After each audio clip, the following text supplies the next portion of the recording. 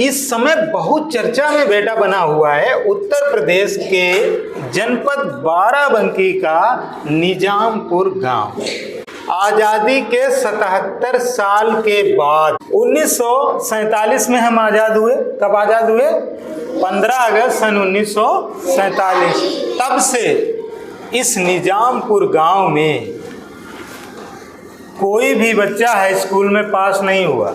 शायद वहाँ की परिस्थितियाँ कुछ ऐसी होंगी या जो भी हो, जो इस बार बोर्ड परीक्षा का जो रिजल्ट आया है उसमें आज़ादी के 77 साल के बाद पहला बच्चा इस गांव का पास हुआ है हाई स्कूल में 10वीं में। जो बच्चा पास हुआ है उसका स्कूली नाम है राम केवल। क्या नाम है? हाँ, राम केवल। और उसको बुलाते हैं राम सेवक के नाम से। किस नाम से? राम सेवक। ठीक, तो राम सेवक इन दिनों बहुत चर्चे में है।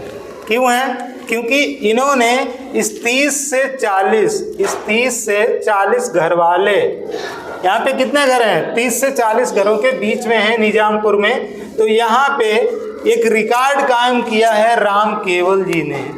ये हाई स्कूल में पास हुए हैं तो इनको वहाँ के जिलाधिकारी महोदय ने और जो डीआईएस होते हैं उन्होंने सम्मानित किया है इनको। ठीक है। अब इनकी भी संघर्ष की एक कहानी है कि इनके पास पैसे नहीं, ये भी गरीब हैं और अपने परिवार में 3 भाइयों में ये सबसे बड़े हैं। तो देखो, जो सबसे बड़ा होता है उसके ऊपर थोड़ी सी रिस्पॉन्सिबिलिटी कितनी होती है? ज़्यादा होती है या कम होती है? ज़्यादा। तो ये सब भाइयों में बड़े हैं। तो ये क्या करते हैं, ये टेंट में जो लाइट उठाई जाती है, जिसमें अपने यहाँ हंडा बोलते हैं, हंडा उठाए जाए, सर पे लाइट उठाई जाती है बारातों में। ठीक है।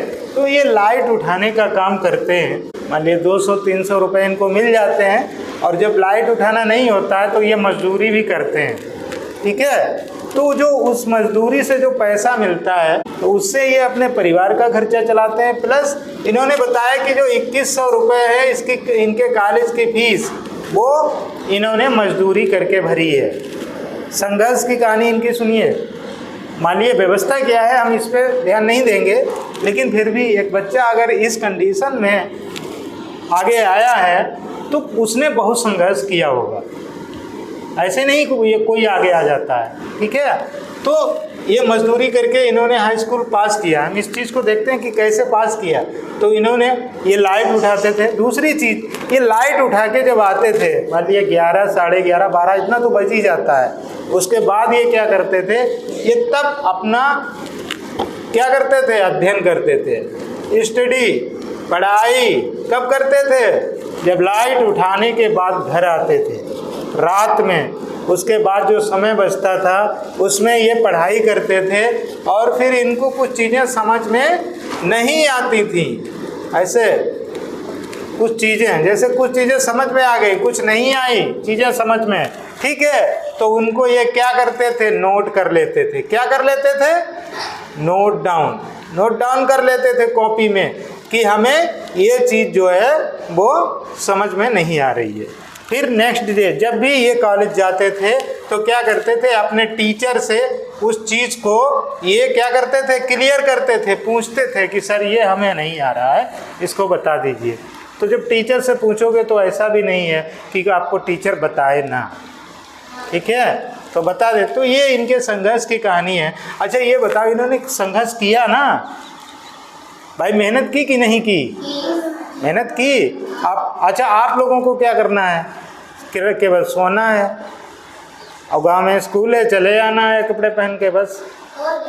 फीस भी नहीं पड़ती है, ड्रेस फ्री में, किताबें फ्री, सब कुछ है। और ये बंदा बताओ स्टडी कैसे किया है? 11-12 बजे आता था, लाइट उठा के उसके बाद पढ़ाई करता था। जब सब सो रहे होते थे तब ये पढ़ाई करते थे। सोचो कितनी बड़ी बात है। बहुत बड़ी बात है भाई। और आप लोगों के लिए तो बहुत फैसिलिटी है। अच्छा, मेरा जो उद्देश्य है इनके बारे में बताने का वो ये है कि इन्होंने किस कंडीशन में अपने आप को सामने ला कर के रखा। भाई उस गांव में जहाँ पे अभी तक कोई हाई स्कूल पास नहीं हुआ, और वहाँ पे एक ऐसा बच्चा जो बहुत ख़राब कंडीशन, क्रिटिकल कंडीशन में अगर सामने आया है तो अच्छी बात है। हमें ये देखना है बच्चे की मेहनत पे कि उसने कहाँ से अपने आप को प्रेरित किया होगा।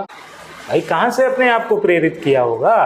ये मैंने जब न्यूज़ देखी थी तो मैं दंग रह गया। क्या अभी तक ऐसा भारत में कुछ ऐसे गांव हैं क्या? ये चीज़ें हमें सोचने को मजबूर कर देती हैं। हाँ, तो हम बता रहे थे कि यहाँ पे ये जो रखना, इस टॉपिक को रखना, मेरा उद्देश्य यही है कि आप लोग भी मोटिवेट हों, आप लोग भी प्रेरित हों पढ़ाई के लिए। कि जब ये बताओ इतनी रात में बेचारा आता था, मजदूरी करके अपनी फीस को भरा, तो हम लोग कैसे? तो हम लोग तो इजी है, बहुत बढ़िया पढ़ाई कर सकते हैं, क्योंकि आपके पास फैसिलिटी ज़्यादा है, सुविधाएं आपके पास हैं भाई। तो आप और पढ़ाई करें मेहनत से, रोज़ स्कूल आएँ, समझ गए? हाँ, तो कहने का मतलब ये है कि इनसे सीखेंगे सिर्फ एक चीज़, जुझारूपन, लगन और नियमितता। मुझे जो इनसे सीखना है वो हमें सीखना चाहिए कि उस कंडीशन में, एक क्रिटिकल कंडीशन में एक बच्चे ने लाइट उठा के मजदूरी करके अपने आप को कैसे आगे बढ़ाया, वहाँ पे जहाँ पे कोई वातावरण ही नहीं था, जहाँ पे पहले किसी ने वो काम शुरू ही नहीं किया था, जहाँ पे ऐसा अभी तक हुआ ही नहीं, वहाँ पे राम केवल जी आगे आए। और ये आप सभी के लिए एक प्रेरणादायक चीज़ है, और इनसे आप लोग सीख सकते हैं कि आप लोग अपनी पढ़ाई खूब मेहनत से करें और रोज़ विद्यालय आएं। समझ में आया कुछ? हाँ सर। हाँ, सही, ठीक।